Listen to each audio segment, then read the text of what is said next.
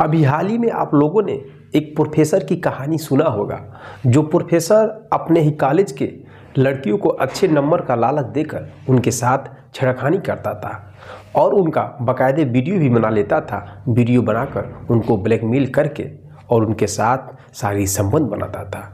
लेकिन जब वो प्रोफेसर पकड़ा जाता है तो उसके मोबाइल से और लैपटॉप से बहुत सारी वीडियो मिलती हैं। तब जाकर मालूम चलता है कि यह प्रोफेसर कितना घटिया है। तो दोस्तों, आज के समय में प्रोफेसर के अलावा बहुत ऐसे लोग हैं जो इस तरह से गंदा काम करते हैं। एक इसी तरह का एक बिजनेसमैन होता है, जो बिजनेसमैन अपनी लड़की से मिलने के लिए वह दिल्ली जाता था। दिल्ली के एक कॉलेज में उसकी लड़की पढ़ती थी और वहीं पर जाने के बाद एक होटल में कॉल गर्ल का वह सर्विस लिया करता था। अब एक दिन वह बिजनेसमैन उस होटल के मालिक से कहता है कि मुझे स्कूल की लड़कियां चाहिए, पैसा जितना लगेगा उतना पैसा मैं दूंगा। अब होटल का मालिक जो है कि एक स्कूल की लड़की को कॉल गर्ल के रूप में उस बिजनेसमैन को प्रोवाइड कराता है। रात के समय था, 11 बज रहा था। वह अपने कमरे में बिजनेसमैन था और वह लड़की जब उसके सामने आकर खड़ी होती है तो वह बिजनेसमैन उस लड़की को देखकर चकाचौंध हो जाता है। उसके होश बिगड़ जाते हैं और लड़की भी देखकर उस बिजनेसमैन को वो भी चकाचौंध हो जाती है। शर्म के मारे अपना चेहरा नीचे कर लेती है, क्योंकि दोस्तों वो लड़की और कोई नहीं, उसी की बेटी थी जो दिल्ली के एक MBA कॉलेज में पढ़ रही थी। इसके बाद दोस्तों जो कहानी घटित होती है उसके बारे में जानने के बाद आपके होश उड़ जाएंगे। क्या सच में उसकी लड़की कॉल गर्ल का काम करती थी? क्या सच में किसी भी स्कूल में पढ़ने वाली लड़कियां जो होती हैं बड़े बड़े कॉलेजों के, वह कॉल गर्ल का भी काम करती हैं पैसा कमाने के लिए? तो आज जानेंगे इस वीडियो के माध्यम से पूरी कहानी। मेरे दोस्तों, अगर पहली बार मेरे चैनल पर आए हैं तो चैनल को सब्सक्राइब और वीडियो को लाइक कर दीजिए। तो चलिए शुरुआत करते हैं इस कहानी के बारे में विस्तार से। नमस्कार दोस्तों, मैं हूं संतोष, आप सभी का स्वागत करता हूं अपने इस यूट्यूब चैनल में। दोस्तों, आज की सच्ची कहानी की शुरुआत होती है मध्य प्रदेश से। मध्य प्रदेश की रहने वाली एक लड़की होती है जिसका नाम चारू होता है। उसके पिता एक बहुत बड़े बिजनेसमैन थे और वह एक प्लास्टिक की जो कि दुकान चलाते थे, और उसकी जो पत्नी है वह हाउसवाइफ थी। चारू के पिता का नाम गोपी दास होता है। चारू दिल्ली के एक कॉलेज में MBA की पढ़ाई कर रही थी। इस दौरान जो उसके पिता है एक महीने में लगभग 2 बार, कभी 3 बार मिलने के लिए अपनी बेटी से दिल्ली जाया करते थे। तो गोपीदास की पत्नी सोचती थी कि मुझसे तो बहुत अधिक प्रेम नहीं करता है, चलो बेटी से तो प्रेम करता है, जो कि इतना जल्दी जल्दी अपनी बेटी से मुलाकात करने के लिए दिल्ली जाया करता था। उधर बेटी को लगता था कि पिता मुझे बहुत ही प्रेम करते हैं, इसलिए बहुत जल्दी जल्दी मुझसे मिलने के लिए दिल्ली आया करते हैं। लेकिन दोस्तों, उसके पिता का मकसद तो कुछ और था। एक तीर से 2 निशाना लगाना था।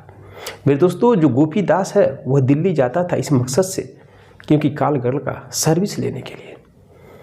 वहाँ पर पहुँचता था। उस कॉलेज के बगल में ही एक होटल था, वहाँ पर रात भर ठहरता था और कॉल गर्ल की डिमांड करके सर्विस ले करके सुबह अपनी बेटी से मुलाकात करके फिर वहाँ से चला आया करता था।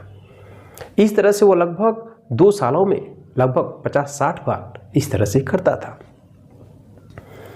अब दोस्तों, इधर जो उसकी पत्नी थी वह पत्नी हाउसवाइफ थी, घर में रहती थी, और जो उसका पति गोपी दास है वो प्लास्टिक का जो भी अपना बिजनेस चलाता था। अब जब उसके पिता यानी गोपी दास दिल्ली में जाते थे अपनी बेटी से मिलने के लिए और जिस होटल में ठहरता था, उस होटल के मालिक से अब अलग तरह का डिमांड करने लगा। गोपी दास अपनी बेटी के कॉलेज की लड़कियों का डिमांड करने लगा। जब भी वो अपनी बेटी से मुलाकात करता था तो उसके साथ में आई हुई सहेलियाँ और उस कॉलेज की लड़कियों को देखकर उसके अंदर की हवस जाग जाती थी। अब उसके अंदर एक ऐसा घिनौनापन, घटियापन सोच होने लगा कि मुझे कॉलेज की लड़कियां ही चाहिए। इधर उस के लड़की की जो सहेली है वह कहती थी चारू से, चारू देखो यार, तुम्हारे पिता जब मिलने आते हैं तो हम लोग को किस नज़रिए से तकते हैं, ऐसा लगता है कि वो लोग मुझे खा जाएंगे तुम्हारे पिता। अब ये बात सुनकर के चारू शर्मिंदी हो जाती थी, कुछ सोच नहीं पाती थी, करूँ तो क्या करूँ। लेकिन दोस्तों, वह होटल के मालिक से कहता है कि मुझे इस स्कूल की लड़कियां चाहिए, जितना पैसा लगेगा मैं उतना पैसा दूंगा। होटल का मालिक कहता है ठीक है, मैं आपके लिए व्यवस्था करता हूँ। जो उसके पिता है गोपी दास अपनी बेटी से मुलाकात करके चले जाते हैं। इधर जो होटल का मालिक है वो लड़कियां तलाश करने लगता है। अब करते करते कॉलेज के तो कोई लड़की नहीं मिलती है, लेकिन एक बाहरी लड़की जो काल गर्ल के रूप में काम करती थी उसी को सिखाता है कि तुम कहना मैं इस MBA कॉलेज में पढ़ती हूँ, और ऐसा करके उसके साथ अपना जो भी वर्क करना, यानी कि उसको एक झूठ तरीका बताता है। अब वो फ़ोन करता है होटल का मालिक गोपी दास के पास, साहब एक लड़की की व्यवस्था मैं कर दी हूँ और जो लड़की एक कॉलेज में पढ़ती है। तो गोपी दास कहता है ठीक है, मैं 2-3 दिन में आता हूँ। अब 2-3 दिन के बाद दोस्तों वह गोपी दास निकलता है दिल्ली अपनी बेटी से मिलने के लिए एक बहाना से, और वहाँ जाता है, रात को उस होटल में ठहरता है।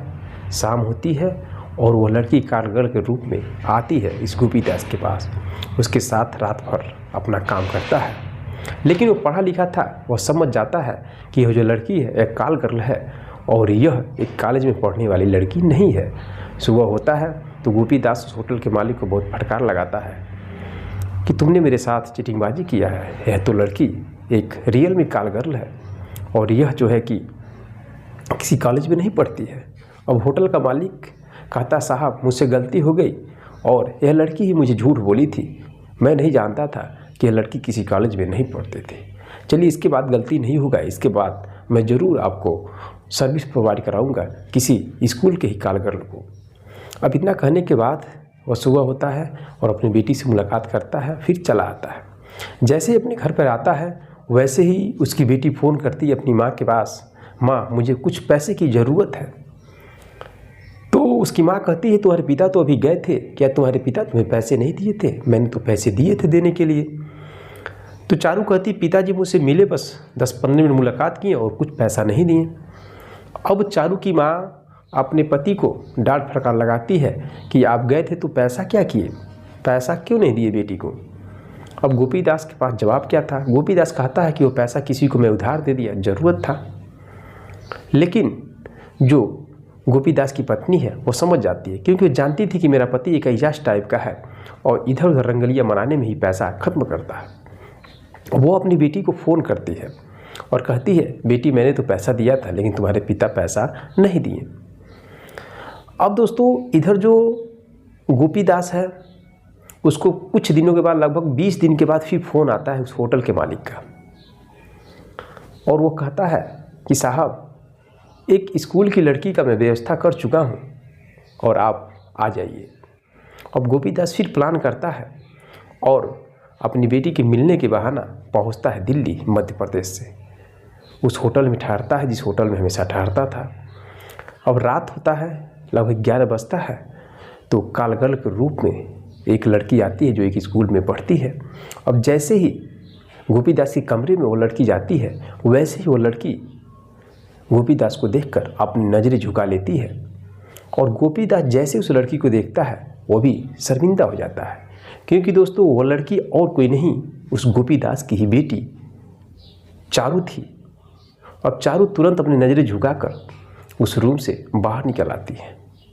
अब दोस्तों सबसे बड़ा सवाल यह है, क्या चारू दिल्ली गई थी पढ़ने के लिए, उस MBA कॉलेज में पढ़ रही थी, तो क्या सच में वो काल गर्ल का भी काम करती थी?